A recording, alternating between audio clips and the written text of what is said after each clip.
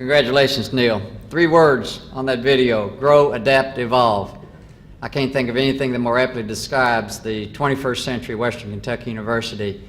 So we're honored to recognize you and to continue to learn from the lessons that you continue to teach. Thank you, Neil. Mr. Lee Robertson, my friend. Induction into the WKU Hall of Distinguished Alumni is the crowning jewel in a host of awards and achievements Lee has received as a result of his ties and his service to Western Kentucky University. He has served the university in numerous administrative capacities, except president so far, although he assures me that he's not really seeking to add that title to his list. He's already referred to as Mr. Western by most of us. Joyce, I guess that makes you Ms. Western. Lee graduated from WKU in 1950, but his association with WKU didn't end there. In fact, some might say it was just beginning. After graduating, Lee was a teacher, a coach, a principal in his native McLean County, an assistant superintendent, and then superintendent in Barron County. While in Glasgow, he was an active member and president of the Alumni Association's National Board of Directors. Soon, however, the Hill beckoned him back. In 1960, President Kelly Thompson asked Lee to return as Director of Alumni Affairs and Placement Services, marking the first but not the last time he would be called upon to serve the university he so loved. Lee remained as Alumni Director until 1985. That's when he retired for the first time and went to work in the private sector in Florida. But he soon returned from Florida to serve as Director of the WKU Glasgow campus. And with that task complete, he again answered the call from WKU, this time to be the men's golf coach. He didn't know much about that game, but he figured out a way to work his way through it. Lee Robertson now serves as Special Assistant to the Vice President for Institutional Advancement, where his longtime association with the Western Alumni and Friends allows him to assist the Offices of Development and Alumni Relations. And this is where it gets a little personal for me in this regard. I joined Lee in 1979 as the Assistant Director of Alumni Relations, and Lee at that time, we'd absolutely doubled the size of the office staff. And for 3 years, I worked alongside Mr. Western, and I was so pleased to have the opportunity to observe and to learn and to grow. And 18 years later, to come back to my university, to find that Lee is still working hard for WKU was indeed an inspirational moment for me as well. Lee's zeal and enthusiasm has never waned. In 2004, he received the Bethke Fields Award from the Kentucky chapter of the Council for the Advancement and Support of Education. The award recognizes someone who continually goes above and beyond the call of duty and epitomizes the external functions of a university. In 2002, he received the first Spirit of Western Award, an award that I created with somebody like Lee in mind. It recognizes an individual who represents enthusiasm for Western, loyalty to the institution, and the principles of the Western experience and its motto, "The Spirit makes the master." And there was no one more deserving of that first award, and I was proud to present it to Lee then, just as I'm proud to induct Lee into the WKU Hall of Distinguished Alumni today. Let's learn more about Lee Robertson, as if you need to learn more about Lee Robertson, but let's learn more about Lee Robertson. He is lovingly referred to as Mr. Western. In his more than half-century affiliation with Western Kentucky University, Lee Robertson has dotted the landscape with warm smiles, ready handshakes, a red towel, and plenty of hilltopper spirit. Robertson's exposure to Western came after his return from World War II, when a friend suggested the pair get a college education. I was out of World War II, and a friend came by one Sunday afternoon and said, "Let's go to college." I'm from Calhoun, Kentucky, town of 750 people. I said, "Okay, where is one?" He said, "Bowling Green, Kentucky." And that was my beginning of my love affair that's still lasting.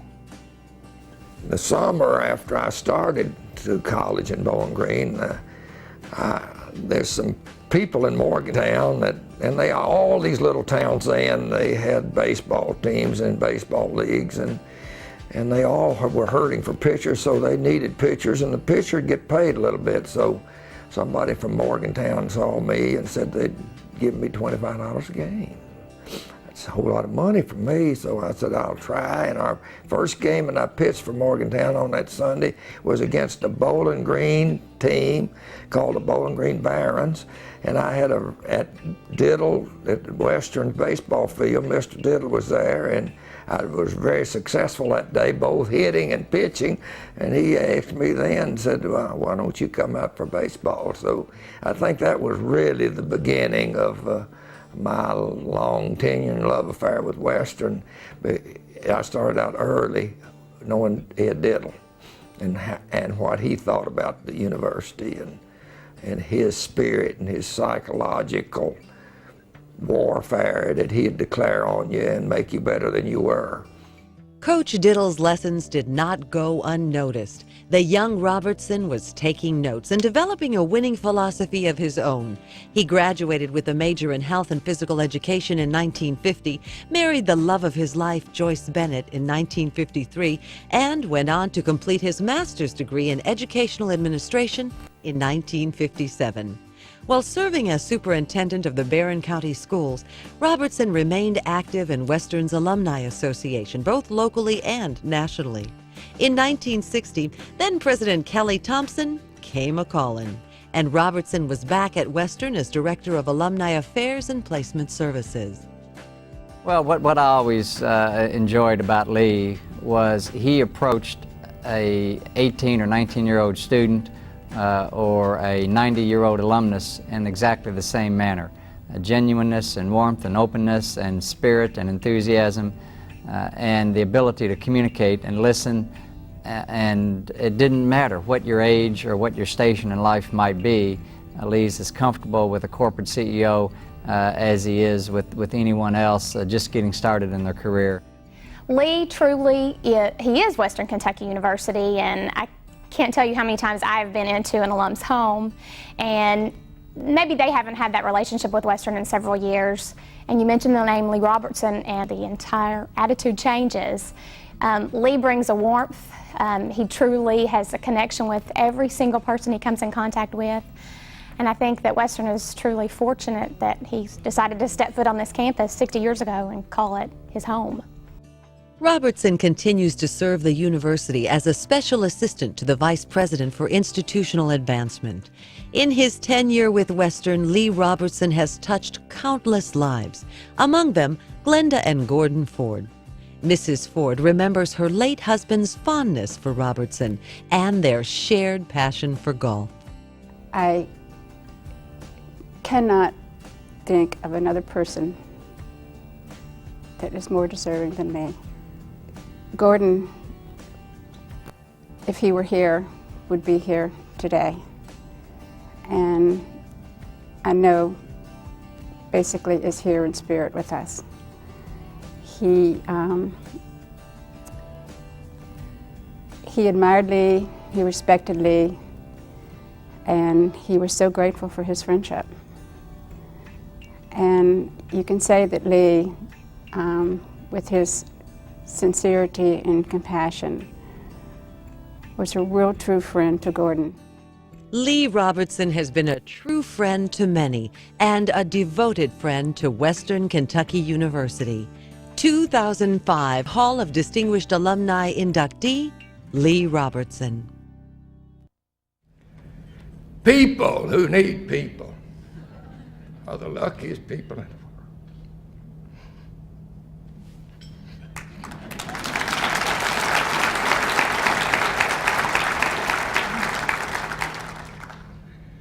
I'll thank everybody. I think of the people I've seen when I came in today from all over the country, and I know that there were some special sacrifices made for you to get here, and I appreciate that. I see you now, and it's been great.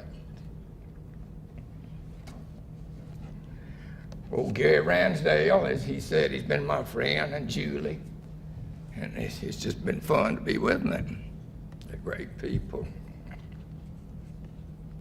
The committee, and Clarence has talked to you all about that, that's got down finally to selecting me. And I appreciate that. I can't imagine that some of the folks that I saw on that list that I got ahead of them. But I didn't know it was politics, but maybe it is. But it was just great. And to be in this class of 2005 with Neil. And Neil, I first started to ask you, explain that stuff to me. Forget that. I don't want to know how, I just want to know that I appreciate what you've done. And old Colonel Stansberry, my hero, it's going to be up here next. It couldn't be two people that I'd be more happy to be inducted with. And at this time, as Gary has already told you, we're beginning to get geared up for Western's 2006 centennial celebration. And on the eve of that, to be inducted is also very meaningful. There's so many people that I'd like to thank, and everybody out there in that crowd. I know 400 or 500 of you, and I know stories on you. Some of them I could tell, some of them I could not tell. And I wouldn't tell because you might reverse it. But it's just unbelievable how meaningful you all are to me, and I really enjoy introducing you and have you stand up. Time will not permit that. 25 of you people wrote letters supporting my nomination, and Mama Joyce and I have got those ready to frame somewhere. And listen, that's a who's list in its own right. If I thought when I got copies of those, if I don't make that, I've already won, because I got me 25 trophies from some of the greatest people in the world, my closest friends, and unbelievably complimentary letters, which I really did appreciate. So the whole thing has just been an unbelievably great ride. It's just awesome, and it's kind of bewildering, and I can't hardly fathom that I've been selected. So I'm not going to try to understand it anymore. Appreciative is too soft a word, but I do appreciate the fact that I am here, and I'm going to enjoy it for the rest of my life. And Gary and Clarence and others have talked about my love affair, and they showed that my picture with Mr. Diddle back there, it started 57 years ago on a cold, rainy, wet March day down the first baseline of the baseball field with the University of Louisville in town to take on the Toppers. Mr. Diddle, he wasn't as organized as he might have been, or some coaches were, but he lined us up down there, and we were sitting down. He was standing in the middle of us, and he went down the list of the 8 players that were going to start that day, and he got to the last place, the pitcher, and he came over and grabbed me by the shirt. He said, "We're going to start Robbie." He said, "He's little, but he's loud." He pulled me up to him, he slapped me on the cheek and said, "Are you ready to go?" And I didn't say anything. I was too scared to say anything. He slapped me on the other cheek. I said, "Robbie, are you ready to go?" I said, "Coach, I'm ready." You people are far too young to know the greatest major league pitchers of that era, 1948. But there wasn't a one of them out there that I thought was better than I was after he got through beating around on me. I'm going to tell you the rest of that story later. And since I can't introduce everybody in here, I am going to introduce my immediate family. If you'll stand as I'll call your name correctly, and remain standing, hold your applause, and after I've introduced them, a love applause would be appreciated. A senior at Childs High School in Tallahassee, Bonnie Bauer. Hold your applause, please. A junior at Elon College in North Carolina, granddaughter Caroline Bauer. A gainfully employed gal, a graduate of DePaul University, now living in Chicago, Melissa, and her husband Cameron Cook. The Windy City Kids, and the Cubs will get better. My son, Steve Robertson. My daughter, Mindy, and her husband, John Bauer. And the glue, Mama Joyce.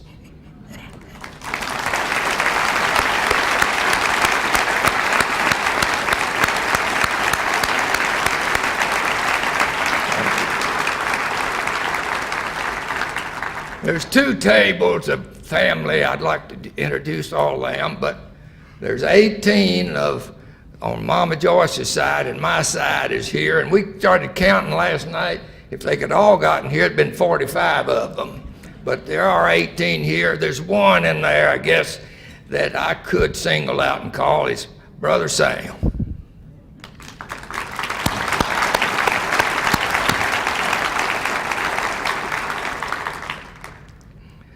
Old Sam is 15 months older than I am, and he and I are both still working. Sam started out after he got out of the war. He went across the river and married that redhead. They reared 5 children. Sam had 2 jobs. He got him a degree from Kentucky Western in night school. He's down just to 1 full-time job now, so he's kind of taking it easy. Appreciate you. The rest of that baseball story, and I'm through.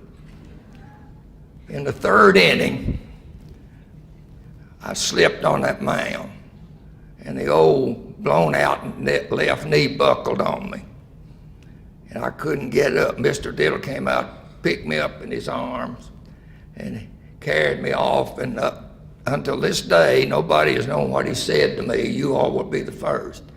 He carried me off in his arm. He said, "Robbie, since the old knee had to buckle, it was probably a good time for it to happen. The bases are loaded and nobody out."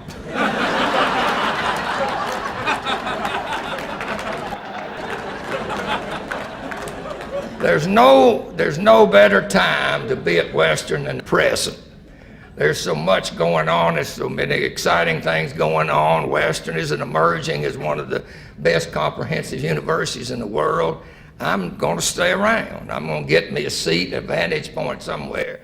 And when I've said that it couldn't be any better than this, Gary Ransdale said, "You ain't seen nothing yet." Thank you.